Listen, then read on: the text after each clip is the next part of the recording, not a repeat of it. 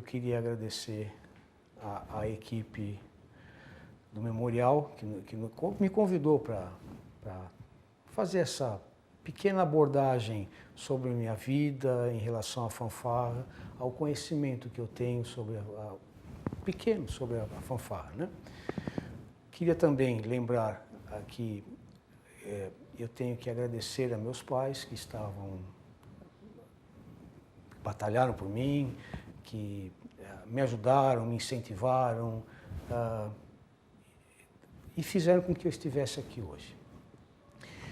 Meu nome é João Queiroz, eu nasci em 14 de abril de 1954 e desde cedo meus pais pediram que eu estudasse como qualquer pai faz. E logo a seguir me indicaram a escola de música, me colocaram na escola de música.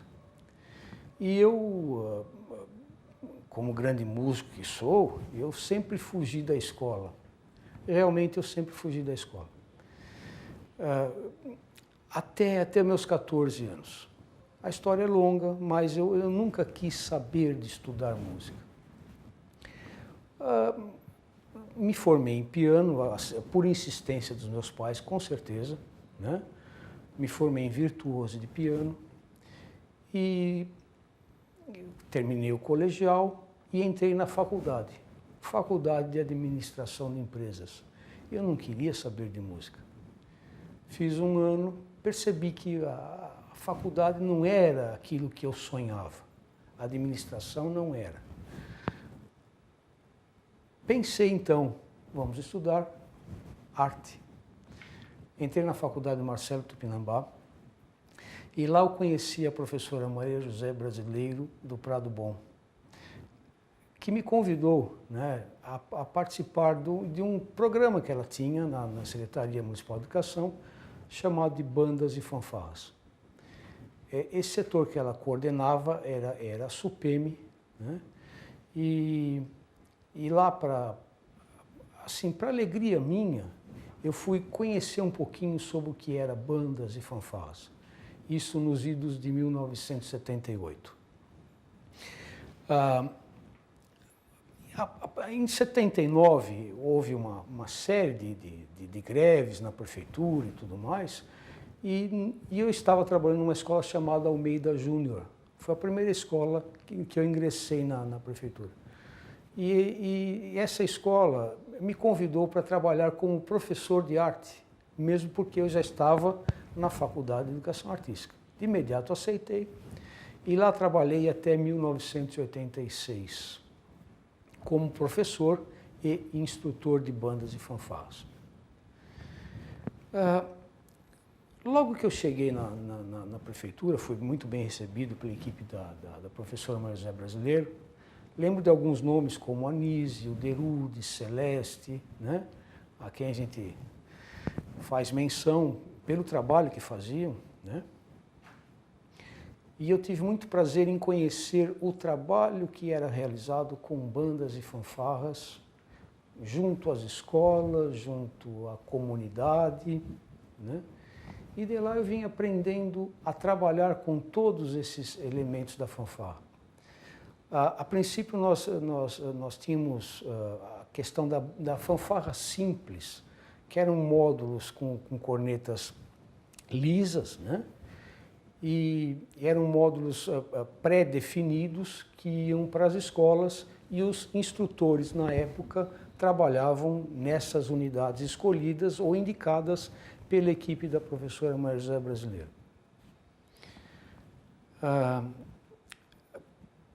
Trabalhei durante 6, 7 anos nessa atividade, até que um dia, em 1985, a escola Almeida Júnior, não sei como, foi tomada por um incêndio. Realmente a escola pegou fogo.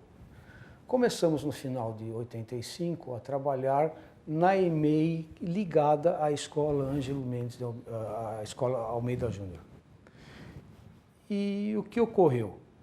Nesta época, em fevereiro de 86, assumiu o governo o Dr. Jânio Quadros.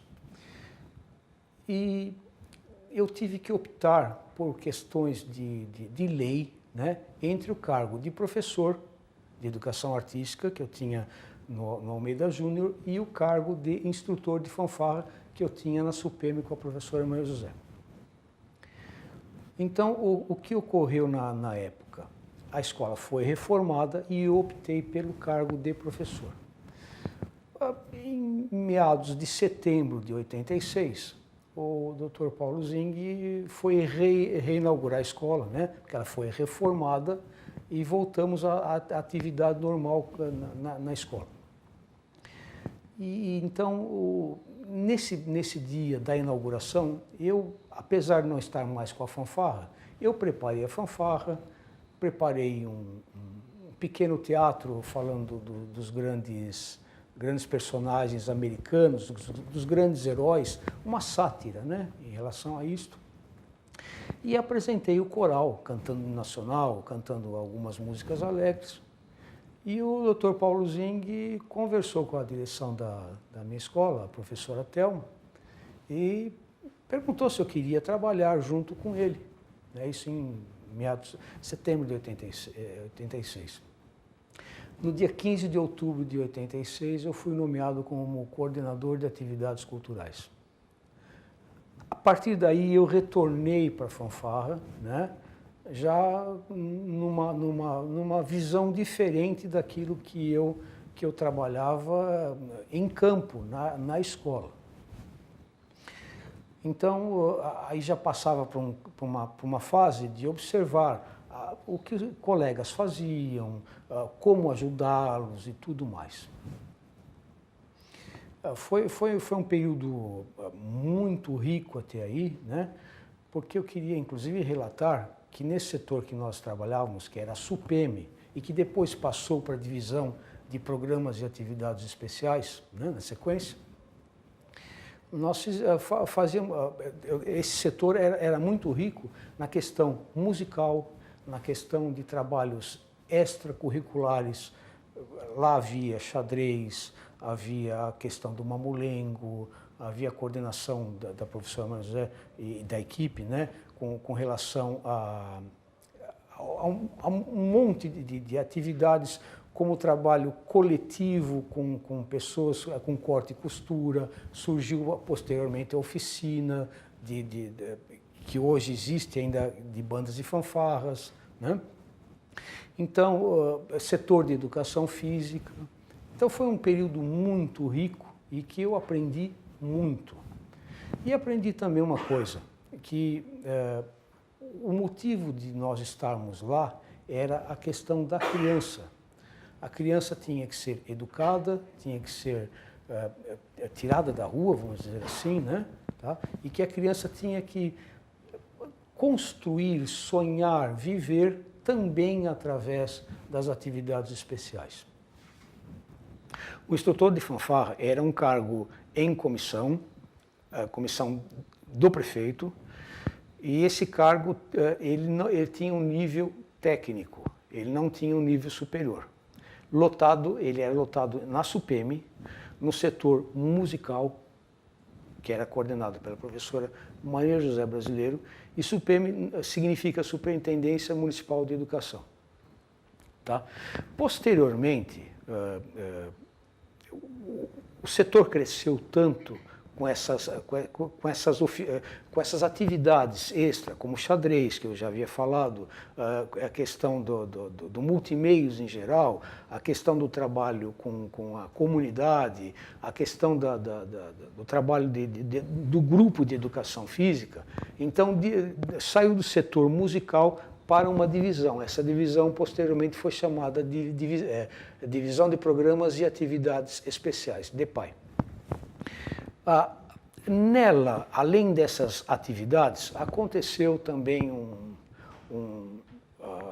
um evento chamado de Thorsen. Thorsen, o que era o Thorsen? Foi um torneio estudantil coordenado pelo DEPAI, onde as escolas se preparavam, né, tanto na área musical, como na área de matemática, como na área de geografia, de conhecimentos gerais, enfim, né, danças, espetáculos, para que elas conseguissem mostrar o que a escola tinha de melhor.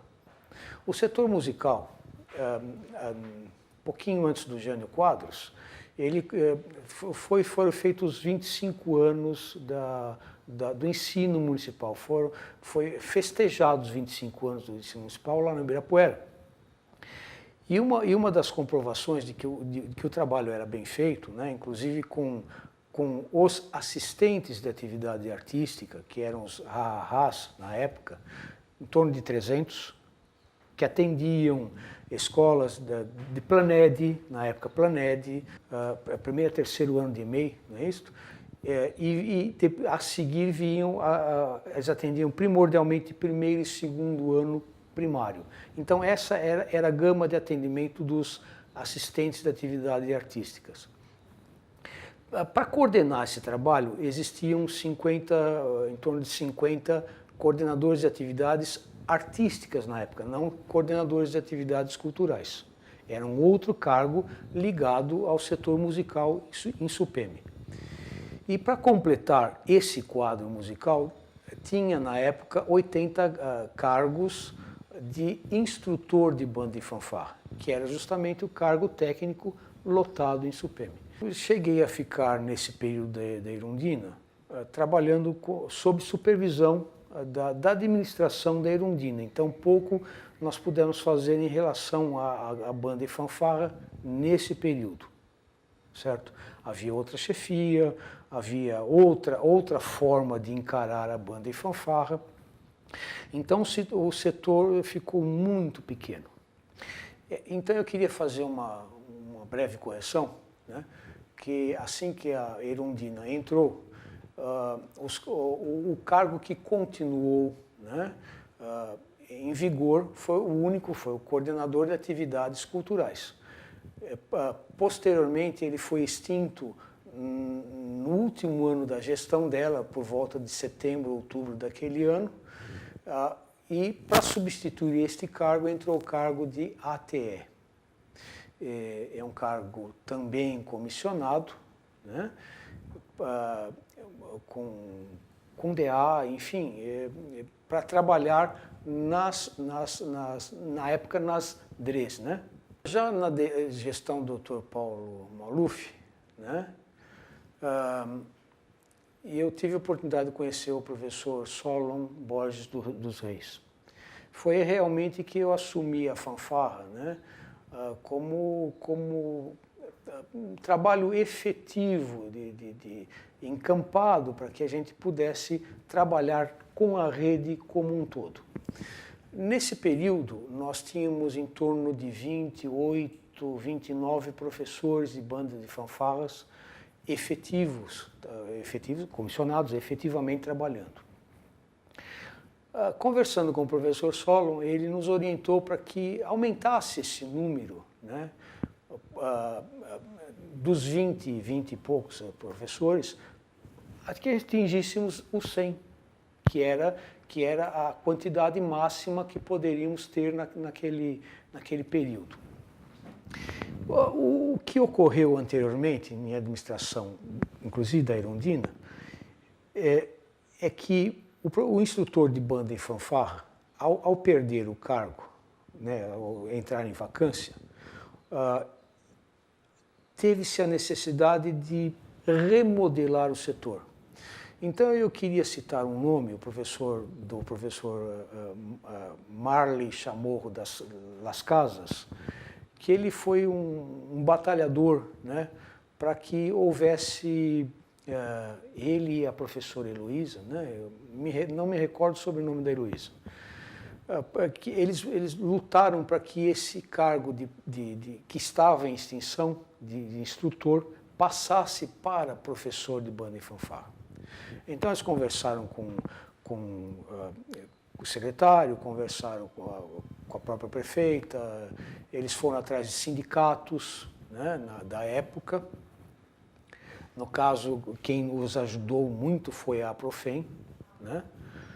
E nós conseguimos, nesse período, então, fazer com que o cargo de instrutor que estava em vacância, passasse para professor. Lógico, esses professores tiveram tempo para se habilitar, para estudar, passar de nível técnico para nível superior. Alguns já tinham e outros tiveram que correr atrás para estar de acordo com a portaria de nomeação. Assim o fizeram, porém, nós ainda tínhamos deficiência da quantidade de professores e as escolas aumentando. Então, conversando com o professor Solon, ele nos orientou a montar um curso que foi efetivado no ano de 96. Nesse ano, então, nós conseguimos colocar mais 60 professores na ativa. Quando da conversa com o professor Solon, né, ele nos orientou, Solon Borges dos Reis, secretário na época de Educação, ele nos orientou para que nós chamássemos professores para cobrir os cargos existentes na rede. Então, retomando, os instrutores de fanfarra eram em torno de 80. Esses instrutores, logo que a Irundina assumiu, perderam o cargo, entre aspas, perderam o cargo, isto é, o cargo entrou em vacância. Houve uma luta, através do professor Marley e da professora Heloísa, para que esse cargo de instrutor de banda de fanfarra fosse transformado em professor de banda de fanfarra. Isto ocorreu e passou de 80 instrutores para 100 professores de banda de fanfarra. Isto por quê? Porque a rede estava realmente crescendo. Novas escolas, então precisaria ter mais gente para trabalhar com as crianças que estavam sendo matriculadas. Tive orientação expressa e neste ano de 86 nós montamos um curso de 100 horas aula, para professores da rede, porque na realidade a rede municipal de ensino não tem professor de música, não tem cadeira para professor de música. Quero crer que ainda hoje não tenha nada com relação à música, apesar da música ser obrigatória hoje no ensino público em geral, não é isto? Então, qual o nosso intuito? Foi pegar professores que já estavam trabalhando, que já tinham um cargo na rede e que quisessem ter um segundo cargo como professor de banda e fanfarra. Eles receberiam e trabalhariam pelas mesmas 20 horas semanais que um professor da época trabalhava. Então foi feito um estudo e foi lançado um convite a professores e nós conseguimos em torno de 60 e poucas inscrições e dessas 60 e poucas inscrições, 60 se formaram, né? Nessa formatura esteve a professora Ana Maria Benetti, que era diretora da DOT na época, já falecida, o professor Solon, secretário de Educação, também já falecido, né? E lá nós mostramos um pouquinho daquilo que nós conseguimos trabalhar com um professor que não era da área de música para trabalhar com música. Evidente, alguns professores se tornaram expoentes, outros, né, foram abandonando o cargo no meio do caminho, porque fazer música também não é fácil, né? De qualquer forma, nós formamos esses 60 professores. Nesse curso de 100 horas, havia um curso que eu anteriormente já havia homologado na rede, que era um curso de iniciação à música através da flauta. É um curso com 24 horas, onde a pessoa lê, toca, entende aquilo que está fazendo, né, usando a flauta como instrumento musical. Aí eu pedi também ajuda de outros professores, entre eles o professor Nelson, que trabalhava e montava, enfim, os instrumentos quando iam para a oficina de manutenção e reparos. Porque essa oficina sempre existiu. Então nós tínhamos na carga horária um período onde o professor aprendia a mexer, a montar e desmontar um instrumental. Contei com a ajuda também de outros colegas, né, que indicaram aos professores como usar corneta, como usar a extensão do trompete, como usar um instrumento de percussão, como usar a marcha, vamos dizer assim, não só pela marcha, mas uma evolução mais criativa, mais artística. Contei com colegas que nos ajudaram também em fazer a parte da frente da fanfarra, com balizas, ordem unida, bandeiras. Quer dizer, não foi um curso que o João ofereceu, foi um curso proporcionado pelos professores de banda e fanfarra da época, que ofereceram seus conhecimentos para os novos professores a se formarem, né? E nós conseguimos quase que ocupar as 100 vagas a princípio, né? Após a formação desse grupo de novos professores, sentiu-se a necessidade de ter um documento, né, um documento válido, para que esses professores tivessem um trabalho legalizado, normatizado, né? Então, na época, a dona Eiko e a professora Tânia Virgílio faziam parte da ATP, né? Também com essa preocupação de tornar o cargo mais visível, sem problemas, né? Proporcionaram a ideia de nós trabalharmos uma portaria. Essa portaria foi regulamentada em 97 e eu queria citar alguns pontos assim de maior atenção. Até essa época o professor trabalhava às 20 horas, ele podia trabalhar em uma escola, em duas, em três, em 10, mas nós normatizamos para melhorar inclusive o trabalho do professor de banda e fanfarra. Então o professor que trabalhava com fanfarra simples, isto é, com instrumental que não tinha não tinha trompete, enfim, corneta sem os pistos, não é isto? Era considerada fanfarra simples. Então, este professor deveria atuar em 2 unidades, a escolha dele, né? Essa escolha era feita todo ano, saía tudo em diário oficial, tudo de acordo com os ditames da lei, né? Esse professor também tinha o direito de oferecer, além das 20 horas semanais que ele trabalhava com banda e fanfarra, ele poderia aumentar a carga dele, a jornada dele, oferecendo cursos de flauta, cursos de bandinha rítmica para crianças não só do nível 2 na época, mas também para as crianças de EMEI, e muitos assim o fizeram, né? Eles nessa portaria obrigavam o professor, obrigava entre aspas, né, o professor a apresentar o trabalho dele pelo menos uma vez por ano, se possível 2 vezes ao semestre, e para isso nós fazíamos apresentações prévias, localizadas, né, em regiões diferentes de São Paulo.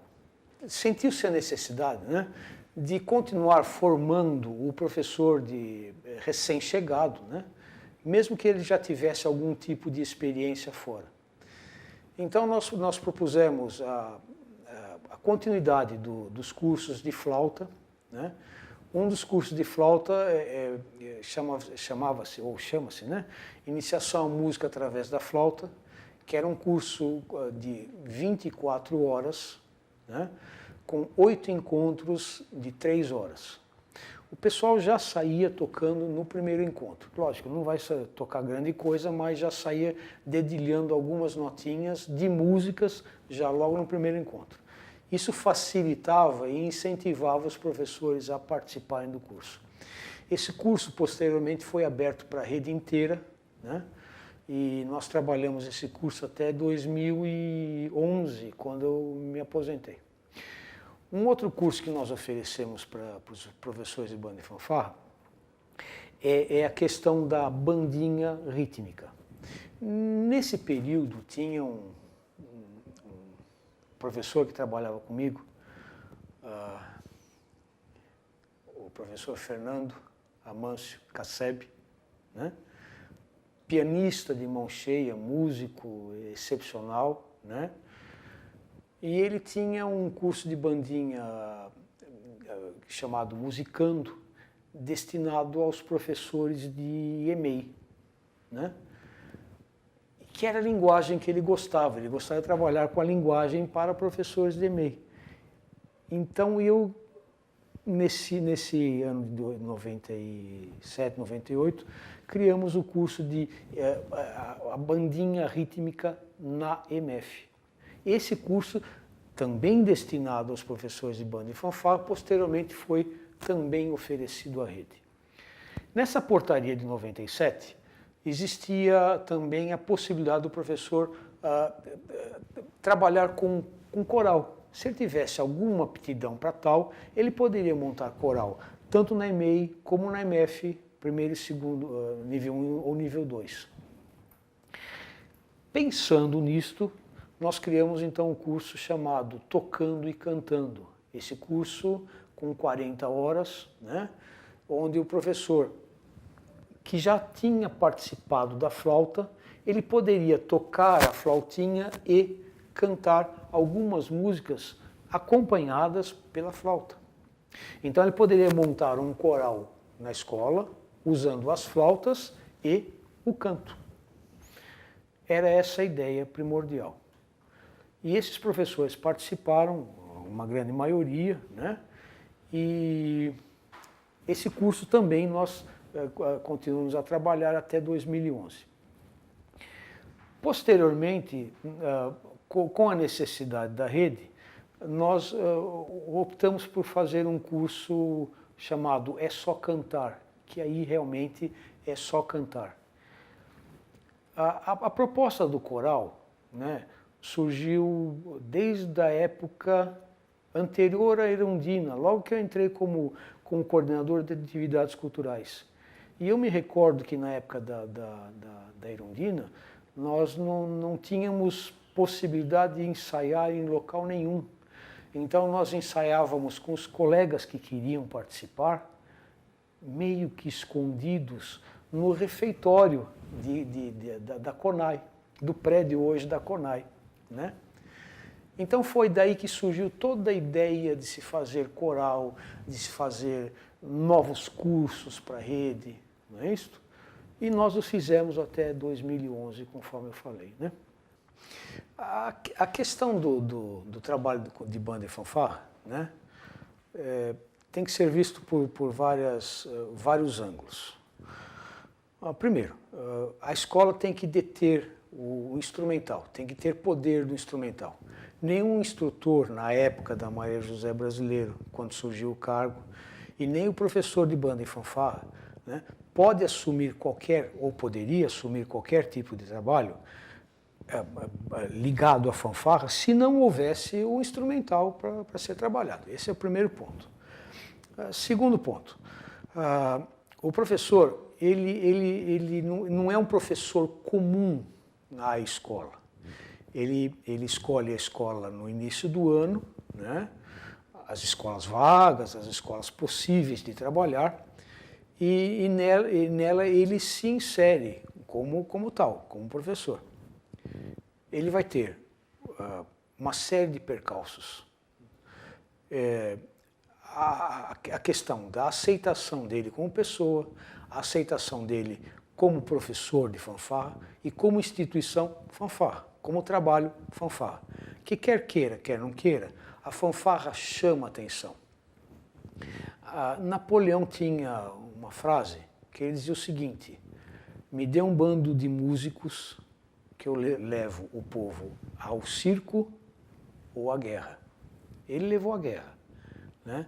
Mas a ideia da prefeitura, das escolas, é levar a criança a fazer arte, a ter o contato com a educação musical, com a música, não importa se muito rica a princípio, mas ter sim parâmetros e noção auditiva, questão de conduta, questão de união, a questão da solidariedade, do conjunto, tudo isso daí envolve os princípios musicais.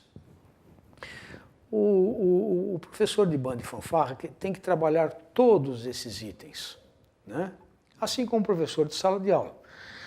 Só que o professor de sala de aula normal, posso dizer assim, ele tem a criança na mão. Melhor, ele vai até a criança e a criança está esperando esse professor para que seja dado o ensinamento da sua área. O professor de banda e fanfarra tem uma dificuldade maior, porque ele tem que chamar a criança, tem que chamar a atenção da criança, e tem que fazer com que a criança goste de um primeiro contato com ele e com a música, para a criança poder retornar depois. Então, às vezes, num primeiro momento, o professor tem 300 alunos, a escola inteira atrás dele.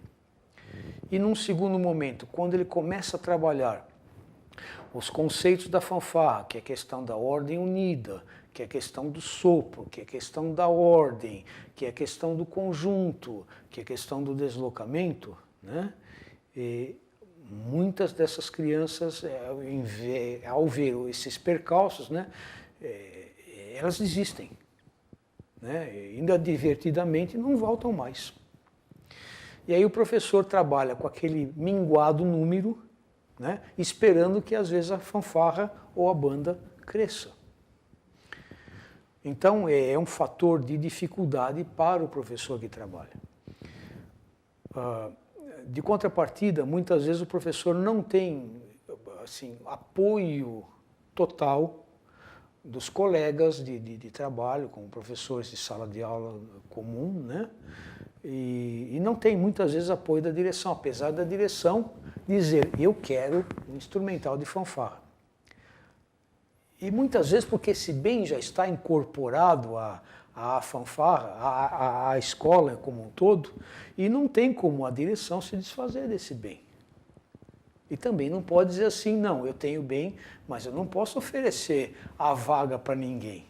Então, às vezes, fica um trabalho, né, meio que traumatizado. Passando esses detalhes, superando essas etapas, com certeza o professor que tem boa vontade, o professor que tem um bom conhecimento musical, com crianças que queiram realmente vivenciar a música do jeito que ela é, com certeza vai fazer um trabalho legal, pedagógico. A ideia da fanfarra não é tornar a criança um expoente musical, enfim, fazer com que a criança viva da música, mas é principalmente passar uma nova linguagem para que essa criança, assim como as demais linguagens, né, tenha acesso. E mesmo porque o trabalho musical fora da escola é caro, é pago, né? E a escola pública oferece isso daí, entre aspas, graciosamente, né? Então, há crianças que entendem, há pais que entendem, valorizam esse trabalho e apoiam, e muitas vezes até acompanham o professor nos desfiles regionais, né? Normalmente o professor, para que não perca essas crianças de vista, ele precisa se engajar em desfiles, que não adianta ensaiar, e a criança no final do ano guarda o instrumental e fica lá pela escola. Quer dizer, fica uma atividade morta, sem vida. Então, quer queira, quer não queira, o professor está lá pensando uma atividade aqui, um desfile ali, ele vai atrás, é interesse dele, né? Então, quando eu falei daquela portaria que ele tinha que apresentar apenas uma vez, isso é um parâmetro mínimo, uma vez por semestre, isso é um parâmetro mínimo para que o professor saiba que, além daquilo que nós exigimos, ou exigíamos na época, ele poderia fazer muito mais. A visão nossa não era a visão de ter a fanfarra como um instrumento de concurso, de ser a fanfarra melhor, a fanfarra maior, mas sim, realmente munir aquela escola de um conjunto musical, de tirar a criança da rua, tirar a criança para um convívio mais sociável. Enfim, esta é a função primordial, a meu ver, da fanfarra. E espero que seja assim até hoje. Pela portaria de 97, pelo menos enquanto eu estava à frente do setor, né, os professores, como falei anteriormente, entre aspas, eles eram obrigados a apresentar pelo menos uma ou duas vezes a fanfarra ao ano. Como isso acontecia? Muitas vezes, a questão de ônibus é questão de verba. Com verba nós não mexemos, né? Tanto é que até 2002, quando eu fui substituído no cargo, nós tínhamos problema em restituir materiais quebrados. Nós contávamos muito com o apoio da oficina de bandas e fanfarras que o professor Nelson trabalhava, né? Onde trabalhava e renovava os instrumentos, deixava-os quase como novo, né? Então, a questão dos desfiles, nós não tínhamos como organizar. Então, quem que organizava esses desfiles e onde os professores iam se mexer para entrar nos desfiles? E aí sim nós o informávamos a eles. Nós tínhamos reuniões mensais e nessas reuniões mensais se discutia todos esses detalhes, né? Então, o que ocorre? As regionais, né? Eles faziam desfiles de bairro, desfiles, às vezes é aniversário de bairro, 7 de setembro, enfim, desfiles promovidos pela comunidade, associação de bairros. Então, essas associações, esses desfiles localizados, muitas dessas fanfarras já eram contactadas por esses próprios fornecedores, vamos dizer assim, de ônibus. Houve uma época que um ônibus servia a 2 e às vezes a 3 escolas, né? Então um ônibus ia buscar uma escola, deixava no local, ia pegar outra, deixava, assim, até retornar. Então cada escola tinha assim, uma ordem de desfile, né, a cada região, e se economizava muito em questão de ônibus. Mas nós, assim, do setor de banda e fanfarra, não tínhamos acesso a nenhum centavo para ônibus. Diferentemente de hoje, que se faz um projeto, enfim, né? Há uma solicitação e esses ônibus vão aparecer no decorrer do ano. Quanto ao 7 de setembro, quem fornecia os ônibus era o próprio Exército, né? Antigamente se fazia aqui na Tiradentes, tá? Hoje se faz no Sambódromo. Houve um período, no período da Marisa Brasileiro, né, que também em questão de economia e tudo mais, havia apresentação da grande fanfarra, né? Quando eu assumi, já não havia mais essa visão de se juntar escolas para apresentar apenas uma escola na avenida. Então, nós apresentávamos vários conjuntos musicais, lógico, aqueles que nós achávamos que estavam mais aptos a representar o bom nome da prefeitura, né? E tanto fanfarra simples como banda, sem distinção, mas aqueles que estavam realmente preparados no momento da atividade. Quem fornecia esses ônibus eram as entidades. Quando tinha o 9 de julho, aqui o desfile 9 de julho, né, também nós participávamos com várias unidades. E quem nos fornecia os ônibus na época era a Polícia Militar, né? Enfim, era a verba deles. De onde vinha, como vinha, isso também nós não tínhamos acesso. Então, nós sempre sofremos a questão do transporte, com o transporte em si, né? Eu espero que tenha mudado um pouquinho agora, mas na época foi muito difícil, né? E aí vinha aquele questionamento, eu não tinha ônibus, eu não tinha como chegar lá. E aí nós chegamos à seguinte conclusão. que não haveria necessidade da escola também se apresentar em desfiles escolhidos pela administração. Eles poderiam se apresentar em desfiles do bairro, próximos à escola, e que fossem relatados pela chefia, que fossem fotografados, filmados. Prova maior que essa são os alunos que no ano seguinte continuavam na fanfarra, né? Então, quer dizer que dava-se um jeito para que esse professor realmente apresentasse a fanfarra uma ou duas vezes ao ano, uma vez a cada semestre, todas as escolas, né? Quer dizer, é uma forma de atender a portaria, uma forma de atender a criança, uma forma de atender o professor, atender a escola e a administração como um todo. Queria deixar claro, né, a questão da minha opinião com relação à construção da fanfarra. Antes de mais nada, nós temos que pensar que é um conjunto musical que se desloca. Para isso ele tem que ter alguns conhecimentos básicos, tem que ter uma estrutura, tem que ter um conhecimento prévio do que é a música, do que é o trabalho musical, do que é a evolução, do que é a responsabilidade entre parceiros de um mesmo grupo, entre músicos de uma mesma fanfarra, a questão da contribuição, a questão da evolução, a questão do crescer aprendendo essa linguagem, né? Para que haja realmente um conjunto apreciável, um conjunto que possa ser ouvido sem que a criança passe qualquer tipo de constrangimento. E assim foi pautado o nosso trabalho, né? Principalmente após a portaria de 97, procurando dar condições para que o professor de banda e fanfarra fizesse o trabalho a contento. Bom, eu sou um cara católico e eu não acredito nas coisas por acaso. Tudo tem uma razão de ser, né? Eu, quando entrei na prefeitura, foi porque eu conhecia o professor Maria José Brasileiro.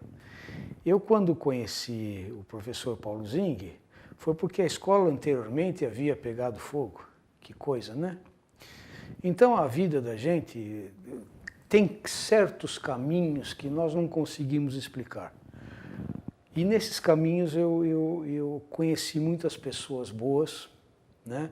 Tive e tenho muitos amigos, a quem não dá nem para enumerar, porque são tantos.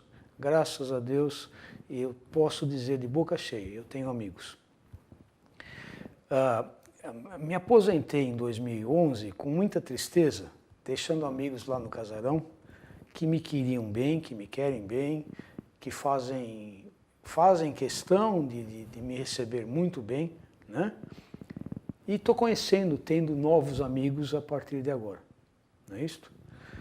Então eu queria agradecer a oportunidade e dizer que eu estou à disposição para qualquer informação, para completar o que eu esqueci, porque a gente esquece muita coisa, né? Vai ficando velho. Tá bom? A minha família é sensacional. Eu tenho minha mulher, muito mais jovem que eu, 17 anos, que me entende perfeitamente, né? E me deu 2 filhos, 2 São Paulinos. O João Henrique, com 14 anos, o Marco Aurélio, que vai para 11. Só que eles fugiram à lei. Filho de peixinho em casa, peixinho não é. Então eles não trabalham com música, têm outras esperanças, têm outros sonhos, e nós não podemos forçar, né? Mas se puderem um dia ainda vou puxar uma lasquinha aqui para a questão musical. Obrigado a vocês, viu? Tá? Valeu a pena.